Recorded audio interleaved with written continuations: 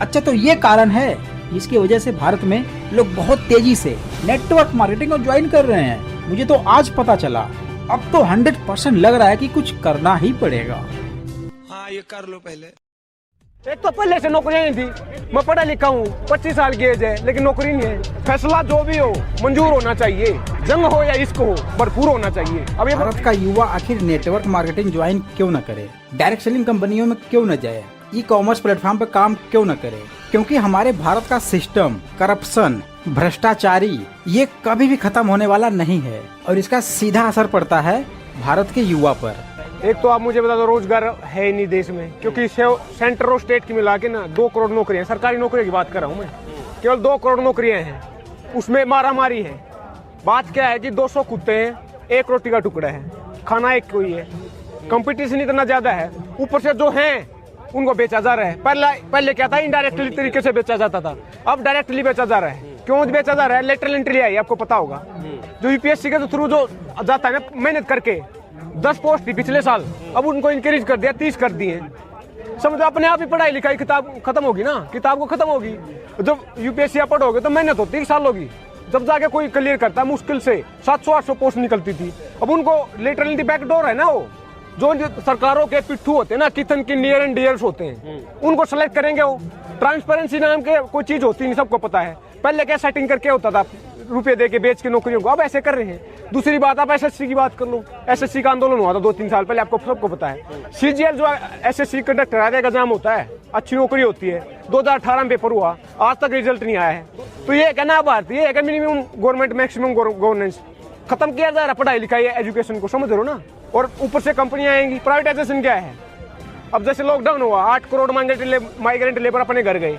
इन पूंजीपतियों घर फैक्ट्री में काम करते थे, इन्होंने अगर एक भी पैसा दिया हो तो, किराए का पैसा दिया हो तो, सारी उम्र तो इन्होंने पैसा कमाया उन श्रमिकों की वजह से। जब उनकी दुख की घड़ी आई तो वो हट गए। यही तो विकास है। मैं वही बोल रहा हूँ, 200 में से 200 नंबर लो आप, तब भी सिलेक्शन नहीं हो रहा। ये कहाँ रह रहे हैं हम? कौन सा विकास है ये? दूसरी बात, प्राइवेटाइजेशन बोल रहा हूँ ना मैं। जो पीएसयू होते हैं ना, उनको बेचा जा रहा है, तो नौकरी तो प्राइवेट हाथों में चली गई। क्योंकि पीएसयू क्या है, कॉर्पोरेट ग्राउंड उद्योगपति वो खरीदेंगे उनको, कंपनियों को, तो अपनी मर्जी से वो सरकारी इतनी सैलरी देंगे क्या? 10-10 हजार रुपये सैलरी दी जा रही है। तो ये विकास खत्म होने जा रहा है देश। नया बजट आया, उसमें बोला कि 2 तो बैंक बेचे जाएंगे, एक बीमा क्षेत्र की कंपनी बेची जाएगी। एफडीआई जो 49% होता ना बीमा क्षेत्र में, 74% कर दिया है, इंक्रीज कर दिया है। तो ये बेचना ही तो क्या है? पहले क्या होता था, बजट आता था, ये होता था क्या सस्ता हुआ क्या महंगा हुआ। अब क्या हो रहा है, क्या बचा क्या बिका? बेचने जा रहे हैं भाई। 2.25 लाख करोड़ का टारगेट रखा है डिस इन्वेस्टमेंट का। डिस इन्वेस्टमेंट वो है कि बेचा जाएगा कंपनी। 2010 में पेट्रोल को कंपनी पे हाथों छोड़ा था, सरकार का इंटरवेंशन होता था, पेट्रोल का सरकार डिसाइड करती थी। बोला क्या था कि सरकार कंपनी डिसाइड करेगी डेली बाय डेली ना, उसको जीएसटी से बाहर रखा है पेट्रोल डीजल को, वो कंपनी डिसाइड कर रही है। डीजल पेट्रोल प्राइवेटाइजेशन हाथों में, कंपनी डिसाइड करती है, तो उसका भाव कहाँ है? देख लो आप, 25 या 26 रुपए का 1 लीटर तेल आता गल्फ खाड़ी देशों में, यहाँ पे कितने 100 रुपए का। ये तो वही बात होगी, 200 रुपए का पजामा, नाड़ा 1200 रुपए का, क्योंकि टैक्स 75 रुपए। समझ रहे हो, ये लूटपाट नहीं तो क्या है? ये खत्म नहीं करने जा तो क्या है? एक तो पहले से नौकरियां नहीं थी। मैं पढ़ा लिखा हूँ, 25 साल की एज है, लेकिन नौकरी नहीं है। समझ रहे हो ना बात को? तो एक तो पहले नौकरियां थी, उनको खत्म किया जा रहा है। बोला ना बैकडोर से लेके आएंगे, लेटरल एंट्री बेचा भी जा रहा है, सबको पता है। ऊपर से प्राइवेटाइजेशन कर रहे हैं, अपने आप ही खत्म होगी पढ़ाई लिखाई किताब। और जो डिसेंट यूज करेगा, जो पढ़ा लिखा होगा, उसको जेल में डाल देंगे। समझ रहे हो ना?